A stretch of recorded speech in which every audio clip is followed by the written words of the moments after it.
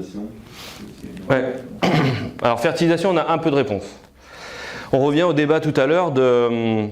il y a une interaction très très forte entre compétition pour les ressources du sol, nutriments, et compétition pour l'eau, qui après a un impact sur la compétition pour la lumière. Pour que la plante elle pompe de l'azote, déjà il faut qu'il y ait de l'eau. S'il y a un stress pour l'eau, que tu mettes de l'azote ou pas, c'est pas ça qui va faire la différence sur l'effet compétitif de tes couverts sur les adventices, puisqu'il va y avoir d'abord un stress pour l'eau qui va bloquer la croissance. Donc on a des résultats sur l'effet de la fertilisation azotée sur les couverts, sur les adventices et sur les couverts. Donc en fait ce qu'on a démontré, on a 4 années d'essai, alors dans notre contexte particulier, on pourrait les répliquer ailleurs, il n'y a pas de souci, c'est que quand on fertilise des couverts, ça donne un avantage en termes de production de biomasse sur la majeure partie des couverts, mais surtout sur les couverts qui ne sont pas composés de légumineuses.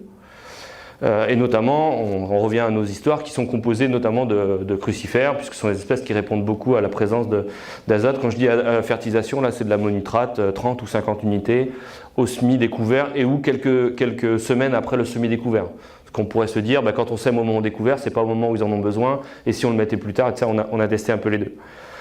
Donc ça, globalement, ça augmente la biomasse des adventices, mais ça augmente aussi un petit peu la biomasse, ça augmente la biomasse des couverts, mais ça augmente aussi la biomasse des adventices, et en tout cas, les quelques fois où ça ne augmente pas la biomasse adventice, ça ne le fait pas baisser. C'est-à-dire qu'augmenter la biomasse des couverts ne donne pas d'avantage compétitif, enfin fertiliser augmente la biomasse des couverts, mais ne donne pas d'avantage compétitif qui fait régresser la biomasse des adventices. Donc soit à minima, elles ne produisent pas plus de biomasse, mais par contre le couvert en produit plus, ou alors les deux augmentent en même temps, et les deux augmentent en même temps parce que les adventices pompent aussi de l'azote. Et on a démontré l'effet de l'irrigation, on a un peu travaillé la question. Ça augmente pas trop la biomasse des couverts, par contre ça augmente la biomasse des adventices uniquement parce que ce que ça fait l'irrigation, ça homogénéise les levées d'adventices et de couverts. C'est-à-dire qu'on a mis les graines de couverts dans le sol, donc on les a mis en terre en bonne condition de germer, mais parce qu'on va irriguer, on va faire partir les adventices en même temps que le couvert, et vu qu'elles partent en même temps, du coup elles sont compétitrices, les adventices, et donc du coup en fait on les avantage. Donc en fait, irriguer, oui, permet de produire plus de biomasse de couvert, l'azote aussi, mais ne donne pas d'avantage compétitif au couvert sur les adventices. Par contre, pour d'autres services, on produit 50% de plus de biomasse de couvert en ayant irrigué 40 mm à l'implantation dans nos conditions à nous. Donc après, rentabilité méta, pâturage mouton, fixation de l'azote, je sais pas, enfin érosion, on peut évaluer tous les autres services par ailleurs, elles vont du coup plus vite à floraison, fourniture de pollen et de nectar pour les pollinisateurs, on peut évaluer tout ça, mais d'un point de vue flore adventice, il n'y a pas d'avantage à fertiliser et irriguer les couverts.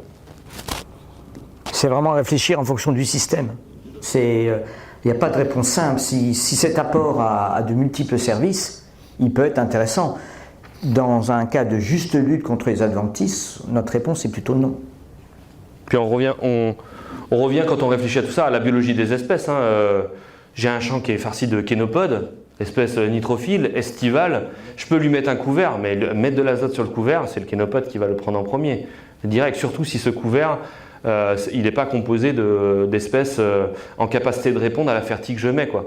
Donc si c'est un couvert de pure moutarde, bon pourquoi pas, ou moutarde graminée, ça peut répondre un petit peu à la fertile que je mets, mais le kénopode, lui, il va réagir. On va faire...